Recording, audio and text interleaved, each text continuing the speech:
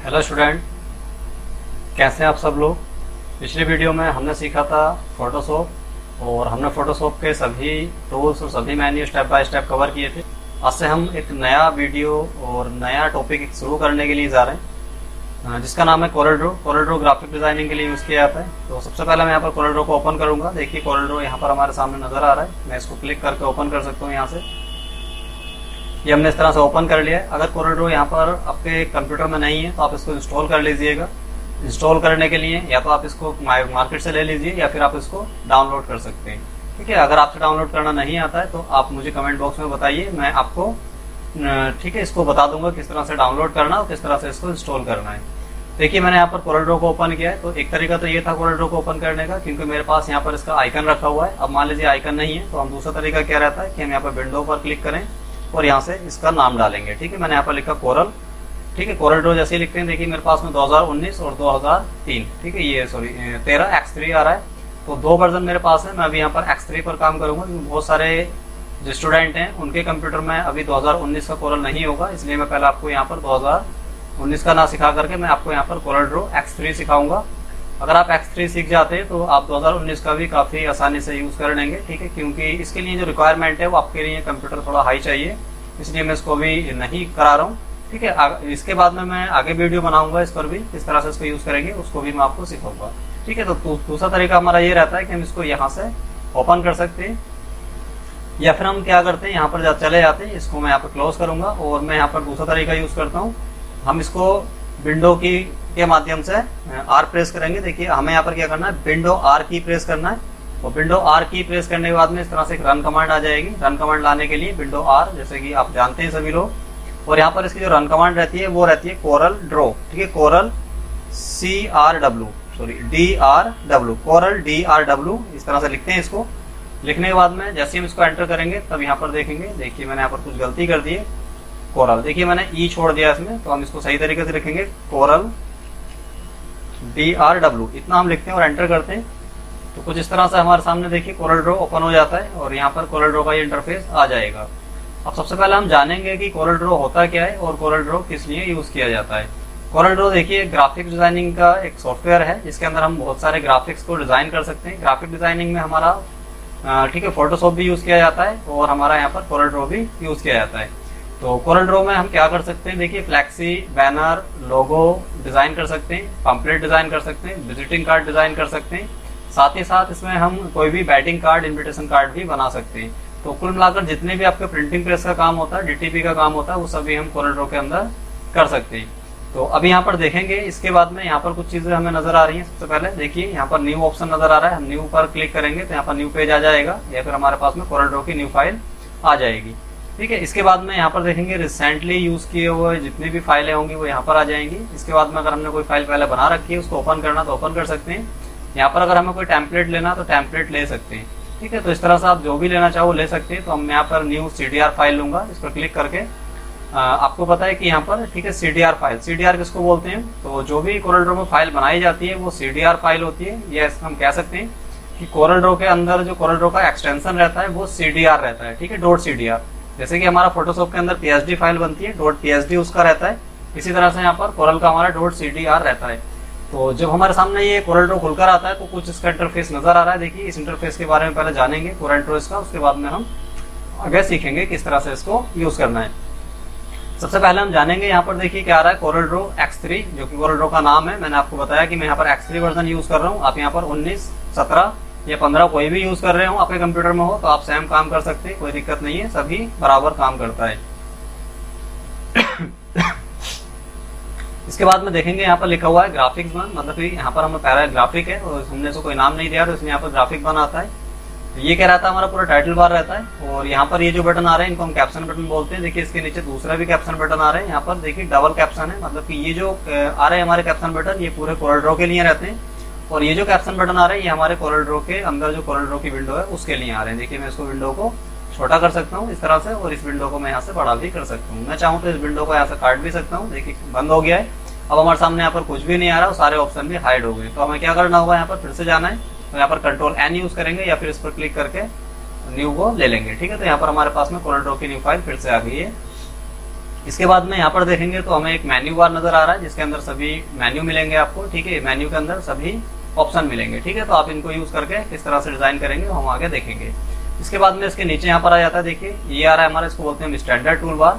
इसके नीचे हमारे सामने नजर आ रहा है प्रॉपर्टी बार। देखिए अगर ये चीजें आपको नजर नहीं आ रही है तो आप किस तरह से इनको ला सकते हैं बता देता हूँ। सबसे पहले मैं यहाँ पर राइट क्लिक करता हूँ और मेन्यू बार को मैंने हटा दिया। जैसे देखिए मेन्यू बार मेरे सामने नजर नहीं आ रहा है, तो मेन्यू बार को लाने के लिए क्या करेंगे हम, यहाँ पर ऊपर राइट क्लिक करेंगे, देखिए, और यहाँ पर मेन्यू बार पर क्लिक करेंगे, ठीक है। देखिए कहाँ पर क्लिक करना है हमें, राइट क्लिक यहाँ पर जाना है और इसके बाद में मेन्यू बार पर क्लिक करना है, मेन्यू बार आ जाएगा। इसी तरह से अगर हमारे सामने स्टैंडर्ड टूल बार नजर आ रहा है और इसको अगर नहीं आ रहा है नजर तो क्लिक करेंगे। देखिए मैं इनको सबको पहले हटा देता हूँ, फिर आपको दिखाता हूँ कि किस तरह से किसी चीज को हमें लाना है। तो देखिए अभी हमारे सामने स्टैंडर्ड टूल बार भी नहीं है। ये कभी कभी प्रॉब्लम आ सकती है आपके सामने कि आप सोचेंगे कि हमारे पास तो है ही नहीं, कहाँ से यूज करें। तो आप क्या करना है, आपको राइट क्लिक करना है यहाँ पर और देखिए स्टैंडर्ड टूल बार को लाना है। यहाँ पर स्टैंडर्ड टूल बार आ चुका है।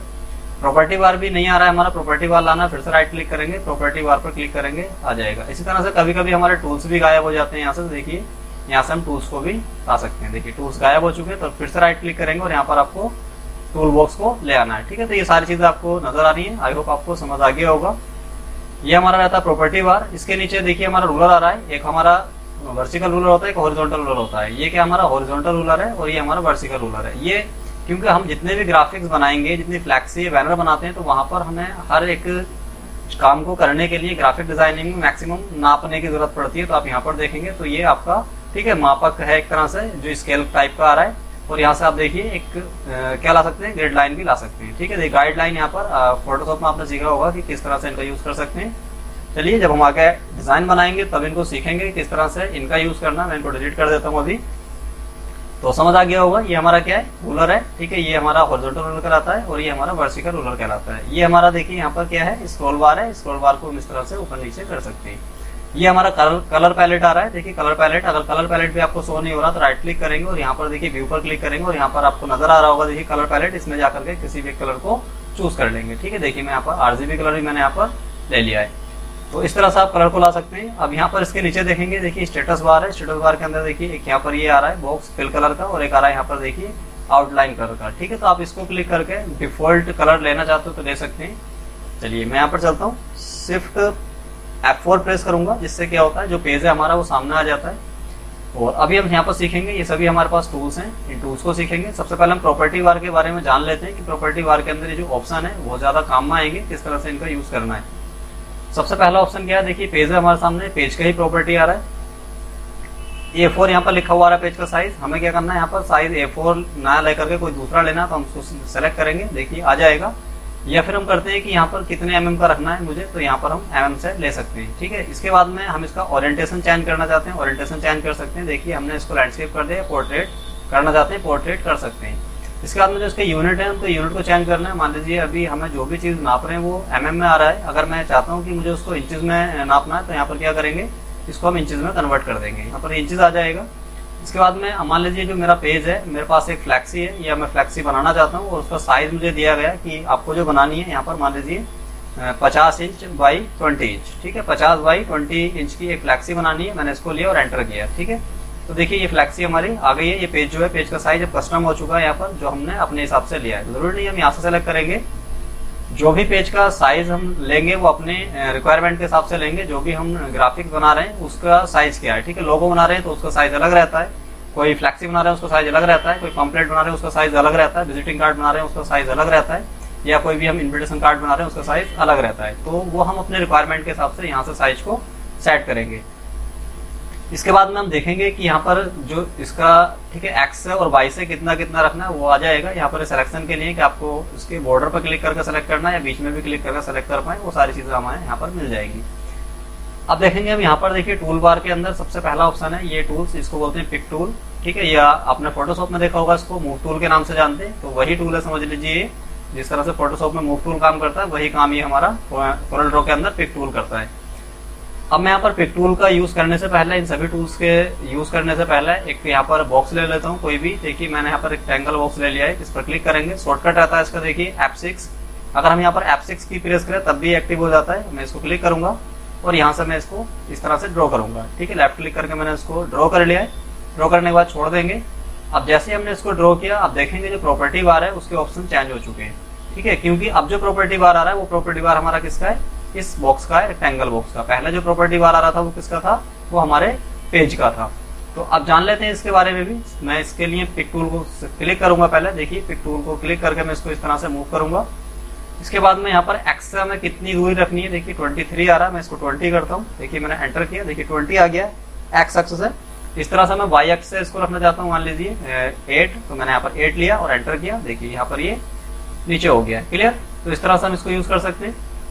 इसके बाद में आपके सामने यहाँ पर साइज मिल जाएगा, ठीक है, ये आपकी क्या है, विड्थ है और ये आपकी हाइट है, ठीक है। तो जो हमारा रेक्टेंगल बॉक्स है उसकी कितनी विड्थ रखनी है, मतलब चौड़ाई कितनी रखनी है इंचेस में हमारा, क्योंकि इंचेस चूज किया था वहाँ पर। और जो उसकी हाइट है, ऊंचाई हमें कितनी रखनी है इंचेस में, वो हम ले लेंगे। मैं कह रहा हूँ कि मुझे यहाँ पर 30 इंचेस की हाइट रखनी है और 20 इंच मुझे इसकी, ठीक है, हाइट रखनी है, सॉरी 30 इंच मुझे इसकी विड्थ रखनी है। देखिए यहाँ पर ये 30/20 का हो चुका है, क्लियर। आई होप समझ आ गया हो किस तरह से हमें इसको लेना है।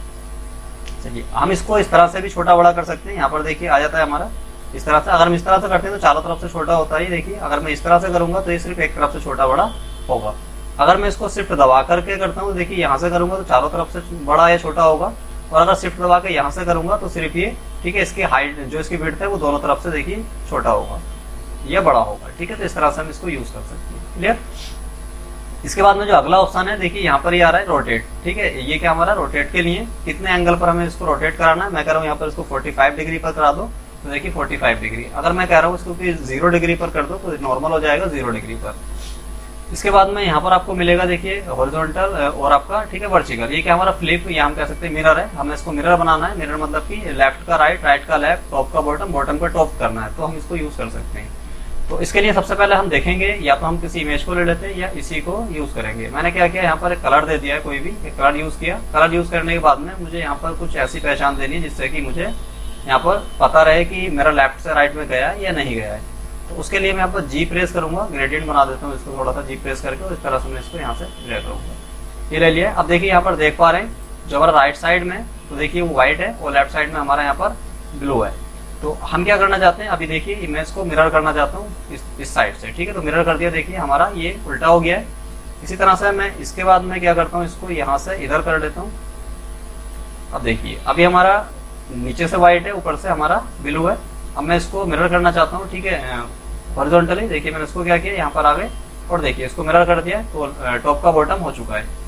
इसके बाद में हम देखेंगे यहाँ पर जो हमें देखिए 0 0 0 0, ये 4 जगह 0 0 आ रहा है। इसका क्या मतलब है, ठीक है। देखिए यहाँ पर कॉर्नर बने हुए, ये हमारा लेफ्ट कॉर्नर है, ये राइट कॉर्नर है, और ये हमारा बॉटम लेफ्ट है, ये हमारा बॉटम राइट है, ठीक है। तो मैं चाहता हूँ कि जैसे कॉर्नर है उनको राउंड किया जाए। तो हम क्या करेंगे, यहाँ पर मुझे 50, ठीक है, 50 पॉइंट क्या करना है, इसको रेडियस करना है, राउंड करना है। जैसे मैं इसको क्लिक करके एंटर करता हूँ, देखिए ये हो चुका है। और अगर मैं इसको यहाँ से करता हूँ तो देखिए ये वाला हो चुका है। अब देखिए ये अलग अलग हो रहे हैं, ठीक है। मैं इसको कर रहा हूँ तो ये हो रहा है, इसको कर रहा हूँ तो ये हो रहा है। तो ये क्यों हो रहा है, क्योंकि मैंने यहाँ पर इसको लॉक नहीं किया हुआ है। अगर मैं इसको लॉक कर देता हूँ तो कहीं पर भी एक जगह मैं इसको डालता हूँ, देखिए मैं यहाँ पर 60 डालता हूँ और एंटर करता हूँ, तो देखिए सब जगह ये हो जाता है, ठीक है। तो आई होप आपको समझ आ गया होगा किस तरह से इसको हम यूज करेंगे, ठीक है। चलिए मैं इसको 0 करता हूँ, देखिए सब तरफ से 0 हो गया। अगर मैं इसको 50 करूँ तो यहाँ से ये सब तरफ से 50-50 क्या हो जाएगा, रेडियस हो जाएगा, ठीक है। अगर मान लीजिए हमें यहाँ पर 2 कॉर्नर को राउंड करना है और 2 को नहीं करना है, तो पहले हमें इसको लॉक को हटाना पड़ेगा। यहाँ से लॉक को हटा देंगे।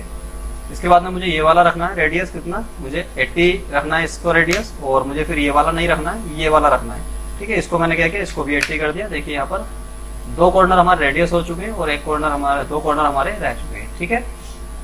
इसके बाद में यहाँ पर देखिए ऑप्शन आ रहा है, इसको बोलते हैं आउटलाइन, ठीक है। आउटलाइन की जो विड्थ है वो कितनी रखनी है, अभी हेयर लाइन है, इसको हम चाहते हैं कि इसको जो है 2 mm रख दो, तो देखिए यहाँ पर ये मोटा हो जाएगा, ठीक है। और ज्यादा रखना चाहते हैं तो हम यहाँ पर लिख कर डाल सकते हैं। मैं यहाँ पर 10 करता हूँ, देखिए यहाँ पर ये 10 हो गया है।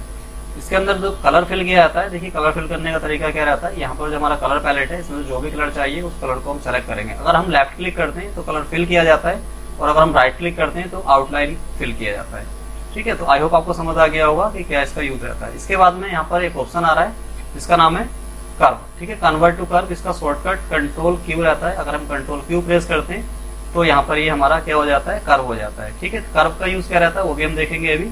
तो चलिए पहले मैं इसको अगर कर्व करना चाहूँ तो यहाँ से कर सकता हूँ। अभी हम करेंगे, इसको देखेंगे। ये पिक टूल का काम रहता है हमारा, इसको उठाकर कहीं भी मूव कर सकते हैं। इसके बाद में जो अगला टूल है वो टूल हमारा शेप टूल रहता है। शेप टूल पर क्लिक करेंगे, देखिए तो शेप टूल के अंदर हमें और भी बहुत सारे टूल मिल रहे हैं। तो हम क्या करेंगे, पहले शेप टूल का यूज करेंगे, देखेंगे शेप टूल क्या काम करता है। तो जो हमने इसके राउंड किए थे, देखिए उसको हम कम ज्यादा कर सकते हैं, राउंड को, इससे कॉर्नर को, ये काम करेंगे। या फिर हम इससे किसी भी शेप को बना सकते हैं। देखिए मैंने क्या किया यहाँ पर, अब दूसरा मैंने रेक्टेंगल बॉक्स लिया है और उसके अंदर देखूंगा किस तरह से हमें शेप टूल का यूज करना है। ये लिया हमने और इसको कोई कलर दे दिया है, ठीक है, मैंने ये कलर दिया और इसके बाद में हमने इसको क्लिक किया और मैं यहाँ पर ले लेता हूँ, देखिए ये वाला शेप टूल। अगर शेप टूल से मैं इस तरह से इसको ड्रॉ करता हूँ, देखिए चारों तरफ से कॉर्नर राउंड हो रहे हैं, लेकिन मुझे ये काम नहीं करना है, मुझे यहाँ पर क्या करना है, इसको अलग ही शेप देना है, ठीक है। तो हम क्या करेंगे, इसको अलग शेप दे सकते हैं। तो हमने यहाँ पर इसको लिया, अलग शेप देने के लिए मैंने ये बताया था, यहाँ पर क्या करना है, पहले इसको कन्वर्ट टू कर्व करना है, इसको कर्व में कन्वर्ट कर देना है। या तो हम यहाँ पर कहीं पर भी राइट क्लिक कर देंगे तब भी हमारा, देखिए convert to curve, shortcut control Q press करेंगे तब भी कन्वर्ट हो जाएगा कर्व में, या फिर वहां पर क्लिक करेंगे तब भी हो जाएगा। अब इसके अंदर क्या करते हैं, नोड को ऐड कराते हैं जहां से हमें कर्व करना है, ठीक है। मैंने क्या किया, इसको यहाँ से नोड ऐड कर दिया है। नोड ऐड करने के बाद में फिर से राइट क्लिक करेंगे इस पर हम और यहाँ पर जाएंगे और यहाँ पर एक ऑप्शन है टू कर्व, इसको क्लिक करेंगे। इसके बाद में देखेंगे इस तरह से हमने इसको कर्व कर दिया। अगर हम यहाँ पर देखिए इसके जो पॉइंट है, इसके माध्यम से करना चाहते हैं तो इस तरह से कर सकते हैं। देखिए तो जितना हमें इसको चाहिए कर्व, इतना हम अपने हिसाब से इसको कर्व कर सकते हैं। मुझे यहाँ पर ये इस तरह से चाहिए तो मैंने ये इसका शेप तैयार कर लिया। अगर इस तरह से आपका हट जाता तो फिर यहाँ पर आइए, नोट पर क्लिक कीजिए और इस तरह से इसको, ठीक है, हम ले सकते हैं। तो आई होप आपको क्लियर हो गया होगा किस तरह से हमें इसको यूज करना है। चलिए F4 प्रेस करेंगे हम। F4 प्रेस करते ही काय के लिए जो भी हमारा कंटेंट है वो सब हमारे स्क्रीन पर आ जाता है। देखिए मैंने F4 प्रेस किया तो ये सारा कंटेंट हमारा स्क्रीन पर आ चुका है। मैं इसको डिलीट कर देता हूँ यहाँ से और इस पर आ जाता हूँ, ठीक है, इस तरह से ये हमने ले लिया है। अब इसके अंदर जो दूसरा टूल है उसका देखेंगे क्या यूज रहता है। शेप टूल के अंदर ही जो हमारा, देखिए इसको बोलते हैं हम क्या, smug brush tool. Smug brush tool का यूज क्या रहेगा देखेंगे पहले। तो अगर हम इसका साइज बढ़ाना चाहें, जो ब्रूस है, तो यहाँ से बढ़ा सकते हैं, इतना बढ़ाना है। अगर इतना ही रहने देना चाहते हैं तो रह ले सकते हैं। इसके बाद में क्या करना, मुझे पहले इसको थोड़ा जूम करना जिससे कि आपको क्लियर दिखाई दे जाए। यहाँ पर हमने इसको लिया और देखिए जूम हो गया। अब देखिए ये जो हमारा पॉइंट आ रहा है, इसमें आप बीच में देखेंगे बिल्कुल एक छोटा सा पॉइंट आ रहा है।